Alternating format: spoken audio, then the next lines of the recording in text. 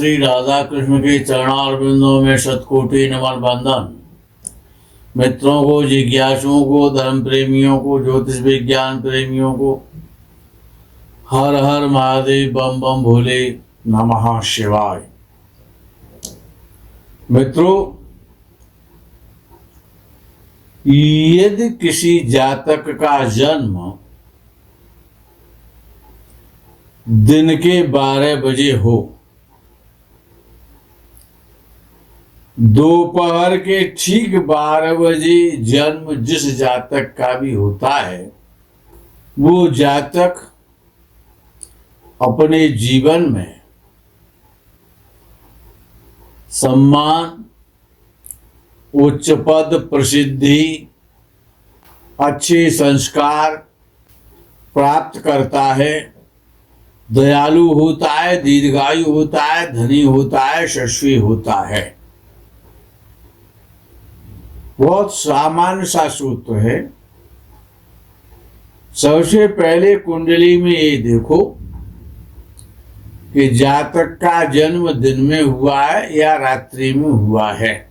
यदि जन्म दिन के 12 बजे का है और 12 बजे से 12:05, 12:10, 12:15 तक का भी यदि जन्म है किसी जातक का, तो जातक बहुत भाग्यशाली होगा। दूसरा फॉर्मूला है ऋषि पाराशर का कि जन्म दिन में हो और लगन से सातवें भाव से लेकर के, यानी 7वें भाव में, 8वें भाव में, 9वें भाव में, 10वें भाव में, 11वें भाव में, 12वें भाव में।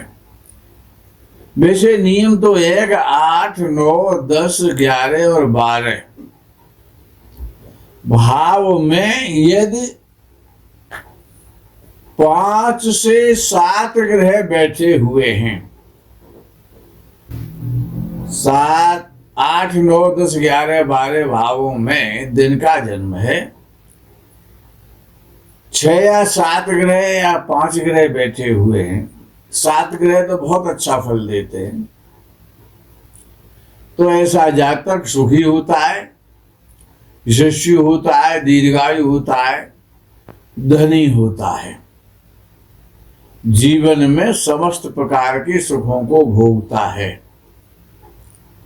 यदि जन्म रात्रि के 12 बजे से 15 मिनट आगे तक का है, 12:15 बजे तक का है, और दूसरे, तीसरे, चौथे, 5वें और 6वें भाव में 6 या 7 ग्रह बैठे हुए हैं इन भावों में कुल मिलाकर, और जन्म रात्रि की 12 से 12:15 बजे तक का है, तो ऐसा जातक कुल दीपक होता है, राजा के समान जीवन यापन करता है, बहुत धनी होता है, यशस्वी होता है, दीर्घायु होता है, विद्यावान होता है, ज्ञानी होता है, व्यवहार कुशल होता है। यदि कुंडली में सूर्य बलवान हो, और सूर्य बलवान कब होगा कि वो 3रे भाव में बैठेगा, 6वें भाव में बैठेगा, 10वें या 11वें भाव में बैठेगा, तो सूर्य बली हो जाएगा। 3, 6, 10, 11 में बैठा हुआ सूर्य अगर नीच राशि का भी है तब भी अच्छा फल दे देगा।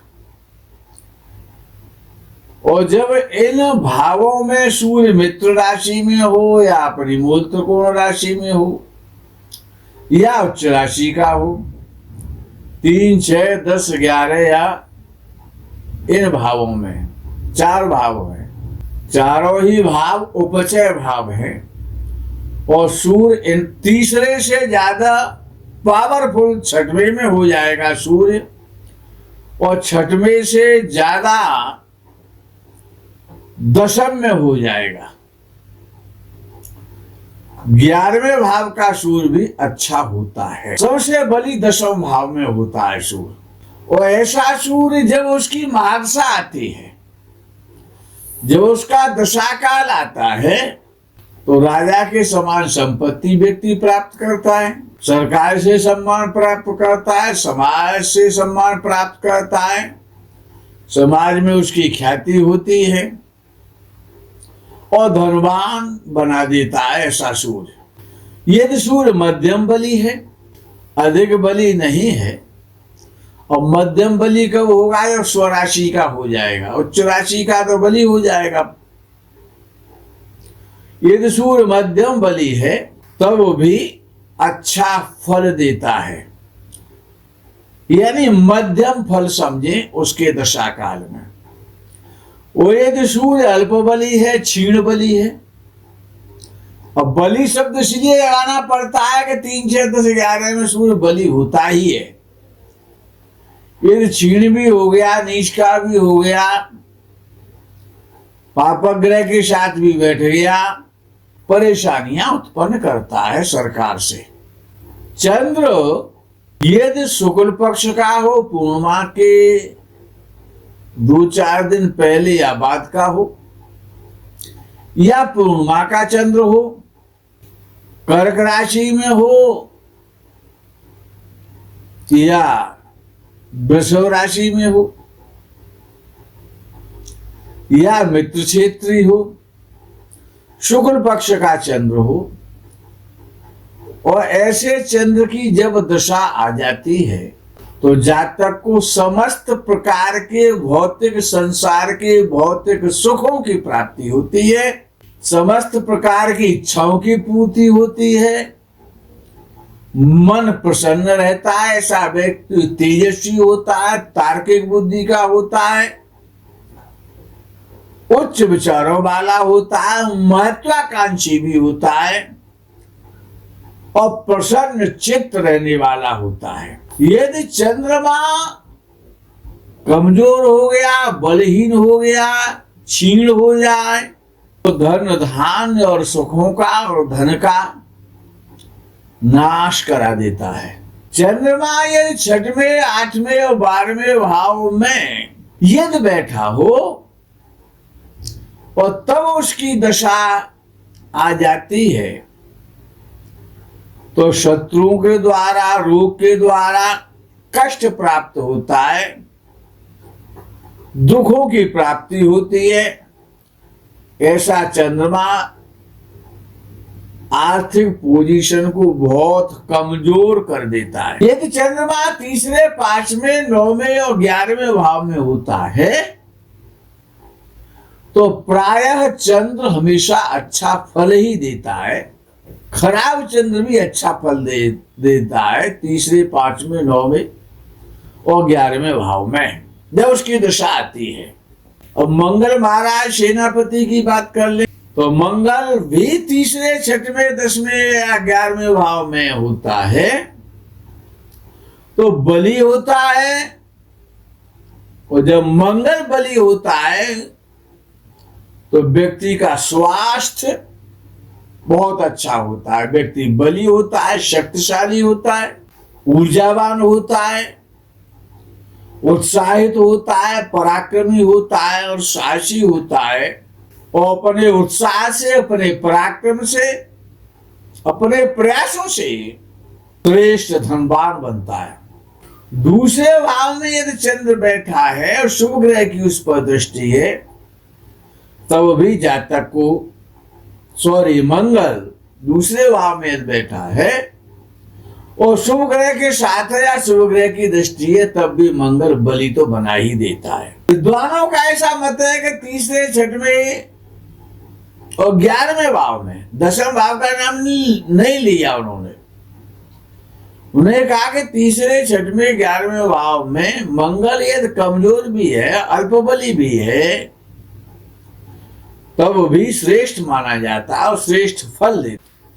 और बुध तो बुद्धि का स्वामी है, व्यापार का स्वामी है, शिक्षा का ग्रह है, लौकिक शिक्षा, संसार की शिक्षा और बुद्धि का ग्रह है, लेखन कला का ग्रह है, गायन का ग्रह है, व्यापार का ग्रह है। और जब बुध बली हो, बुध बली कब होता है कि 6वें, 8वें, 12वें भाव में बुध यदि बली भी बैठा है तब भी अशुभ फल देगा। याद रखो, 6, 8, 12 में यदि बुध बैठा हुआ है तो प्राय अशुभ फल देता है। वही 6, 8, 12 में नीच का बुध बैठ जाए, याद रखना, 6, 8, 12 में यदि नीच का बुध बैठ जाए तो राजयोग देता है, धनवान बनाता है, शिल्पी बनाता है, व्यापारी बनाता है और विद्या का लाभ कराता है, विद्वान बनाता है। और बुध जब ज्यादा कमजोर हो जाता है ना, और वो भी 6, 8, 12 में चला जाए, पापक ग्रह के साथ बैठ जाए तो गूंगा भी बना देता है। बृहस्पति जैसा परम शुभ ग्रह 6, 8, 12 को छोड़ करके 11वें भाव में, 10वें भाव में, पहले भाव में, चौथे भाव में और 7वें भाव में यदि होता है तब भी बृहस्पति अच्छा फल देता है।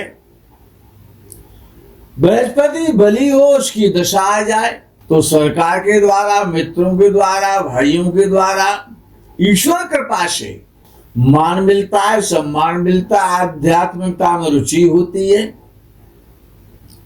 ऐसा बृहस्पति सौभाग्यदायक होता है, धनी बनाता है। शुक्र बली हो, उसकी दशा आ जाए, सुख, आनंद, हर्ष, ऐश्वर्य, विलासता तो देगा ही देगा शुक्र, बलवान शुक्र। और अगर शुक्र कमजोर हो गया, पीड़ित हो गया तो ये समस्त प्रकार का आनंद, लग्जरी लाइफ क्षीण हो जाएगी, कमजोर हो जाएगी। 5वें भाव में और 11वें भाव में याद कर लें आज, 5वें भाव में और 11वें भाव में शुक्र सबसे अधिक शुभ फल देता है। ये ऋषि पाराशर का वचन है। और 6, 8, 12 में सबसे अधिक अशुभ फल करता है। यद्यपि 12वें भाव में कुछ विद्वानों ने और शुक्र को बहुत अच्छा माना है, लेकिन भोग भोगने के लिए, काम वासना की पिपासा की पूर्ति करने के लिए माना है। शनि बलवान हो, और शनि क्या है कि भूमि है, कंस्ट्रक्शन है, किसानी है और खेती है, कृषि योग्य भूमि है और रियल एस्टेट है। यदि शनि बली हो तो भूमि के द्वारा, मकानों के द्वारा,